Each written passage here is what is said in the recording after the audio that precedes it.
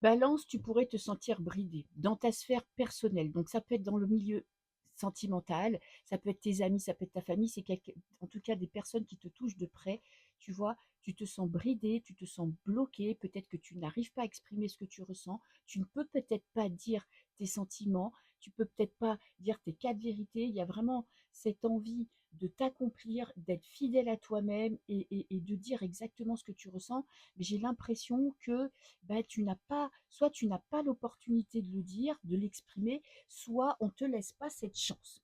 Alors, dans le domaine professionnel, tu abandonnes, tu fais un choix, OK, tu abandonnes une situation compliquée.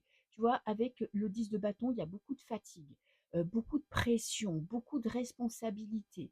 Peut-être que tu as besoin un petit peu de prendre du recul. Tu vois, mois d'avril, tu vas te sentir épuisé et tu vas te dire que pour, te sentir bien dans ta vie, pour pouvoir être heureux ou heureuse, il va falloir faire un choix. Peut-être travailler moins, peut-être, donner un petit peu plus de responsabilité aux personnes qui t'entourent parce que j'ai l'impression que tu portes sur toi un gros poids. Ça peut être aussi le poids de la famille, plus le poids du travail, plus toutes tes responsabilités qui t'empêchent un petit peu de te reposer et de te libérer. Dans le domaine sentimental, alors on a prise de tête grave parce que tu n'es pas sûr de tes choix, tu n'es pas sûr de ce que tu veux.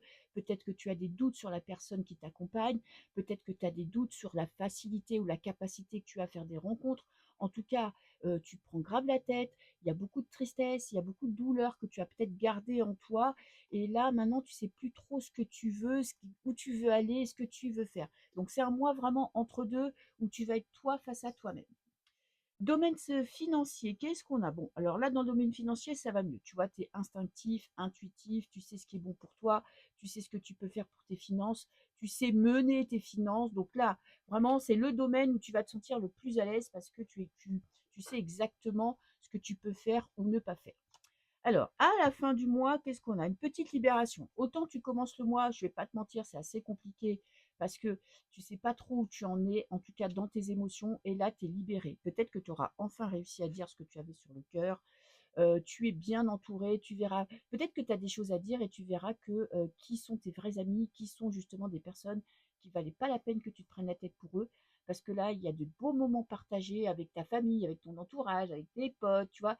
Il y a ce sentiment où tu t'es libéré. Je pense que tu auras dit ce que tu avais sur le cœur et tu vas te sentir beaucoup plus léger. Bisous!